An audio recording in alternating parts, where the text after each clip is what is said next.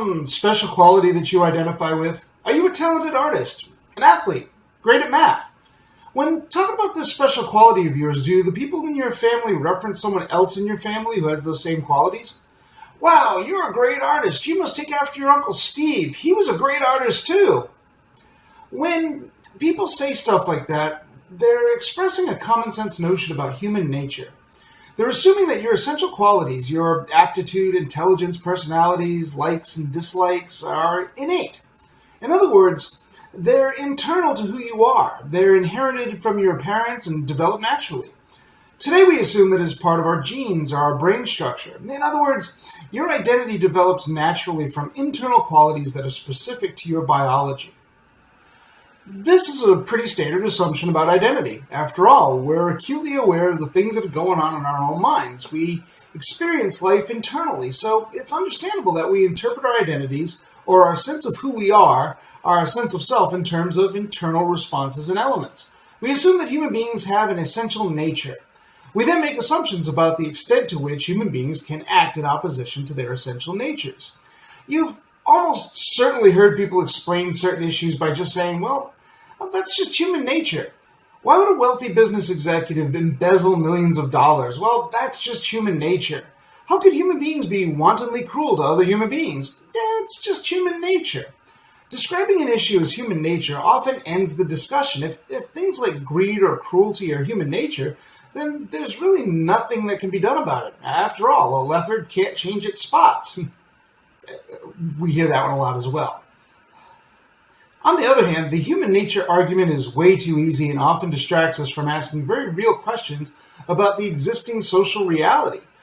For instance, may there be a structural understanding of why a wealthy executive would steal money he doesn't need? How might a culture of acquisitiveness or working in a company that privileges or ascribes status to those who acquire the most wealth influence the decision to acquire that wealth through illegitimate means?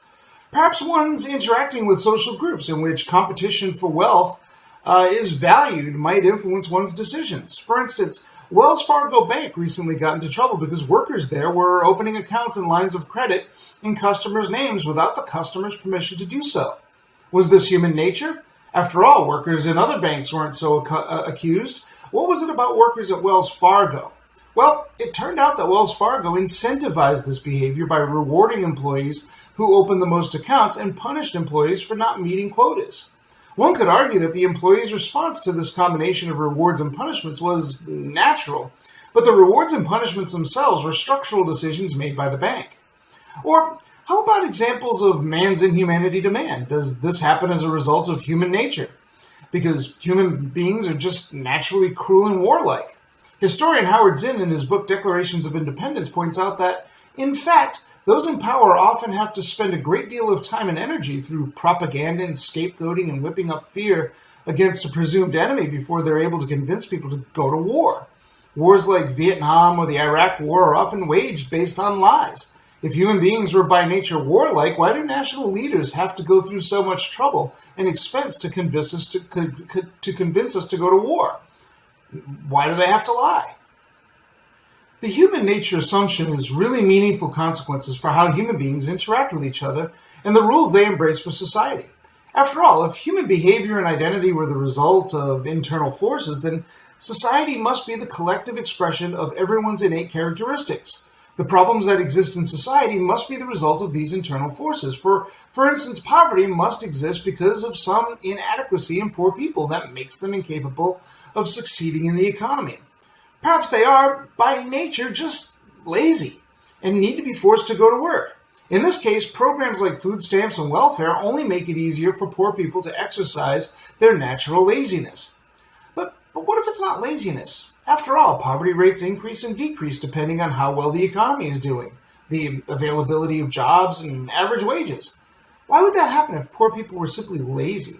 Did they suddenly become not lazy for a few years and then become lazy again? Probably not. Perhaps poverty is a response to structural economic forces. Perhaps the low wages offered in many jobs don't provide enough incentive to do the work. After all, why should a poor person work when doing so will not lift that person out of poverty? Perhaps you believe that there's some inherent value to work regardless of how much one is being paid, but that's not a nature argument. That's a social argument based on culturally approved values. Sociologists are dedicated to challenging the nature assumption. We're interested in the external influences on human behavior.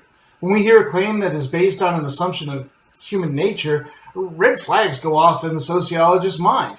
Is what we're talking about really an element of some innate human nature, or is this a construct that we accept without question?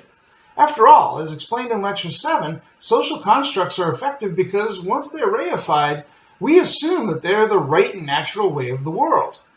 So, consequently, sociology as a discipline plays a central role in what has become known as the nature-nurture debate. On one hand is the nature argument. The nature argument is predicated on the assumption that human behavior and identity can be best explained with an understanding of innate biological, genetic, and subconscious forces that compel our behavior. Another term for this is biological determinism, that our destiny as human beings is largely determined by our biological abilities and limitations. On the other hand is social determinism, or the nurture argument. This position assumes that human beings are shaped by environmental, social, and historical forces. Human destiny is tied to the circumstances in which one is born and lives. Where one ends up is predicated on where one started.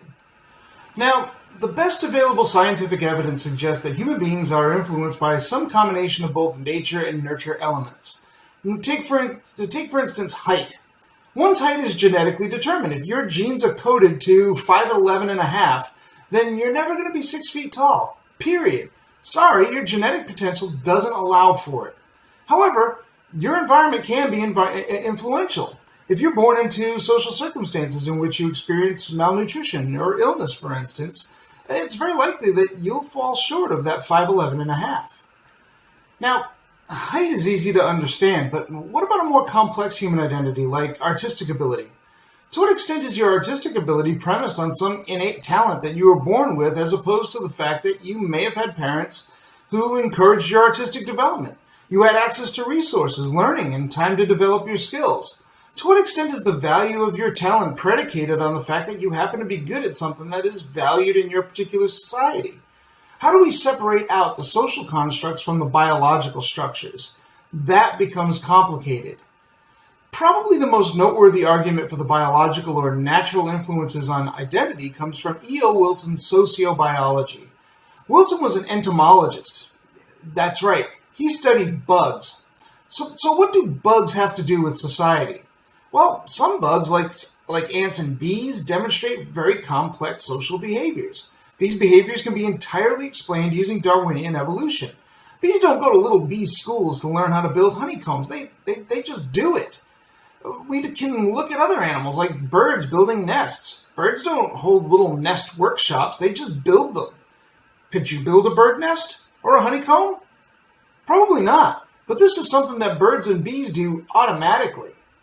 So, if complex social interactions in different species can be explained using evolutionary theory, what about humans? Can't human behaviors be explained in the same terms? Wilson theorized that they could, at least in part. The problem is the natural environment in which human beings evolved, namely East African grasslands, does not resemble modern industrial and urban society. Those evolutionary traits that made us successful within tribes to the African plains may actually be a disadvantage in the modern world. So, for instance, in our evolutionary environment in which resources were scarce and tribal groups were in a perpetual state of getting resources, aggressiveness would be a valuable trait, especially among the physically stronger males. A tribe consisting of aggressive males would be able to gain access to more resource-rich territories, giving the tribe a survival advantage. Such a tribe would have more surviving offspring and pass on the aggressive traits to the next generation. Females in such a tribe would evolve to find the aggressive males more attractive than the passive males. Such aggressive males would have their pick of the most attractive females. Hence, females are attracted to males for their ability to aggressively access resources, while males are attracted to visual indicators of good health corresponding to beauty on the part of females. So, there are quite a few presumed traits that can be understood using this model. Male aggression, of course, but also territoriality, acquisitiveness, even sexual mores can be understood in terms of biological imperatives. In the modern world, however, such aggression, territoriality, acquisitiveness, and sexual desire are no longer adaptive. but they still manifest themselves in violence and abuse, greed and sexism. It's just human nature. Or is it? Isn't it funny how this theory so acutely validates capitalism and patriarchy? I mean, not funny, haha, but funny, Indeed, human nature arguments are often used to justify status quo social arrangements and justify existing power structures. Capitalism exists because human beings are naturally greedy and acquisitive. Sexism exists because of natural differences between men and women. Socialism can't work because of human nature. War exists because human beings are naturally territorial. Power discrepancies exist because some people are just naturally superior to others. Any attempt to change these characteristics is doomed to fail. So we are, by virtue of human nature, stuck with war, poverty, gender, inequality, greed, etc. Equally viable characteristics that must have existed in the so-called state of nature are often ignored. For instance, these early tribes must have had flat social hierarchies. Everyone was dedicated to food acquisition. When it came to food acquisition, foraging, often associated with women's work, was the most efficient strategy, though I would point out that there's really very little evidence that foraging and hunting were necessarily gendered tasks. In fact, if the number of strong, aggressive males really was an evolutionary advantage, wouldn't having equally strong and aggressive females have doubled that advantage? Also, these tribes are most likely characterized by high levels of cooperation, sharing their resources very much like Karl Marx describes as primitive communism. Yet, these characteristics are often ignored in mainstream human nature arguments. Furthermore, how is it that human beings would even be able to create a social environment that they were not biologically adapted to living in? Sociobiology and its offshoots like evolutionary psychology are often criticized for being apologists for standing power arrangements, and quite frankly, even E.O. Wilson believed that human behavior could mostly be explained through nurture rather than nature. After all, Darwinian evolution is a response to environmental factors, and for human beings, our cultural environment is often just as important as our ecological environment. The nature-nurture argument has itself shifted in response to different social and historical influences. In the late 19th and early 20th century, with biological science flourishing from the theories of Darwin and Gregor Mendel, there was a corresponding emphasis on the nature side. It was during this time that the concept of social Darwinism emerged, the theory that inequality in a given society was the result of natural aptitudes in individuals. Social Darwinists were dedicated to incentivizing the most able individuals to join and reproduce with the society, while at the same time discouraging less adaptive people from doing the same. Social theorists like Herbert Spencer and American sociologist William Graham Sumner were great advocates of social Darwinism. By the 20th century, a concept of eugenics was developed. This was the idea that humanity could be improved by scientifically weeding out the negative traits and cultivating the positive traits through selective breeding. Eugenicists tried to advance society, pursuing policies that discouraged reproduction on the part of the poor, deficient, or criminal as a strategy for containing social problems.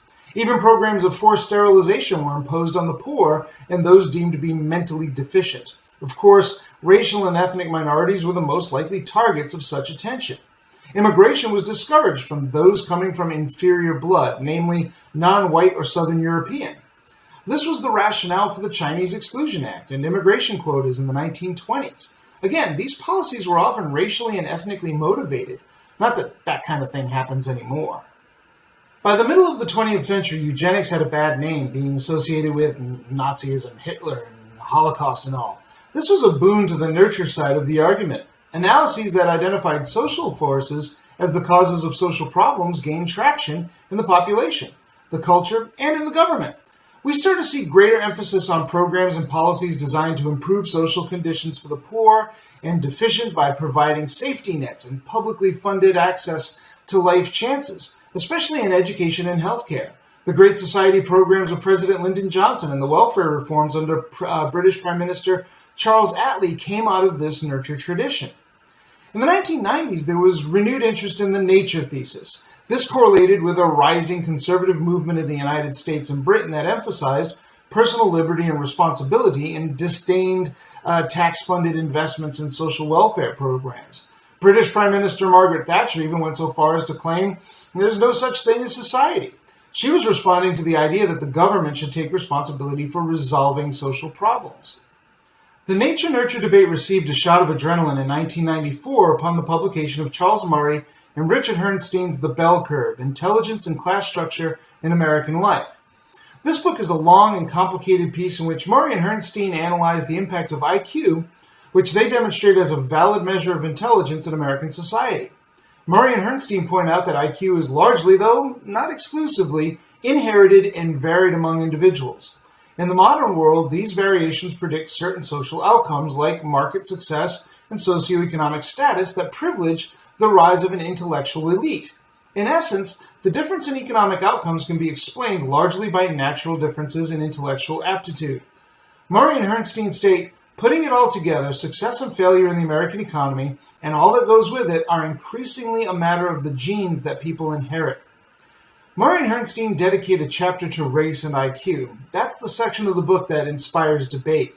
This chapter arguably suggests that differences in IQ between races, with Asians scoring highest, whites somewhere lower, and blacks at the bottom, are mostly natural variations, though Murray and Herrnstein make a point of stating that individuals shouldn't be treated differently simply because of these differences in IQ.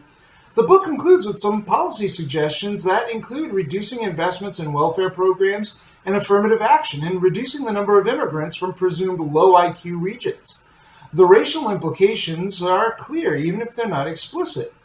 The criticisms of the bell curve revolve around the complexity of IQ and how intelligence is influenced by external, often social forces.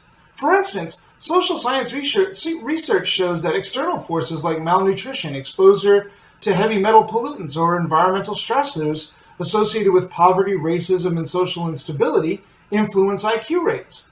Children living in reading-rich homes and having quality interactions with their parents have an advantage in IQ development.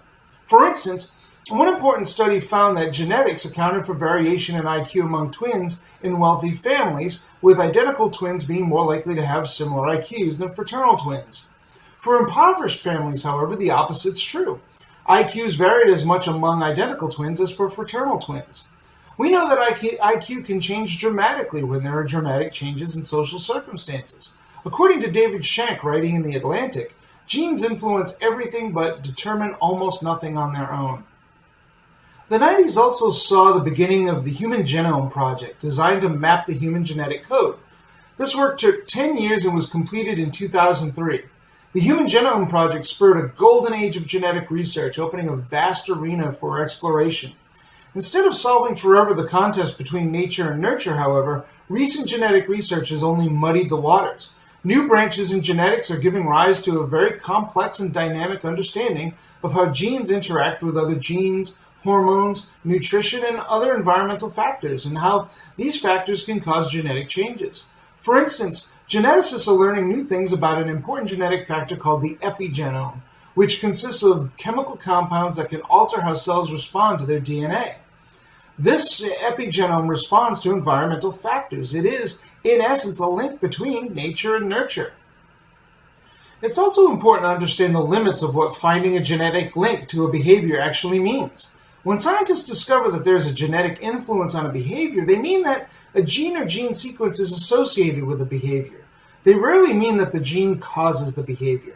For instance, back in the 90s, a gene located in the X chromosome that produces monoamine oxidase A was linked to increased levels of aggression. This gene was dubbed the warrior gene and was presented in the press as a cause for aggression. In fact, this so-called warrior gene is pretty common and only accounts for aggression under certain circumstances like early childhood abuse or later alcohol abuse and intoxication. The bottom line is that having this MAOA gene does not make someone aggressive, even though it may be influential, under the right circumstances, for individual aggression. The evidence is pretty clear. The interaction between genes and biology and environment and sociology is pretty dynamic, so that means there's plenty of room for perfectly good and valid research, no matter what position you take on the nature-nurture debate. Sociologists may have to accept the fact that there are some genetic influences on human identity and interaction. That being said, understanding the social influences on human development remains critically important, despite our advancing knowledge of genetics. We're not slaves to our genetic inheritance. When it comes to studying human behavior, sociologists are squarely on team nurture. Again, That's not to deny the influence of other innate factors. It just means that the sociologist is going to approach any such phenomenon by looking at possible social and environmental factors. The nurture position should be looked at as an academic approach, not a dogma. In the next couple of lectures, we're going to take a closer look at how sociologists analyze the formation of human identity through socialization and through interaction.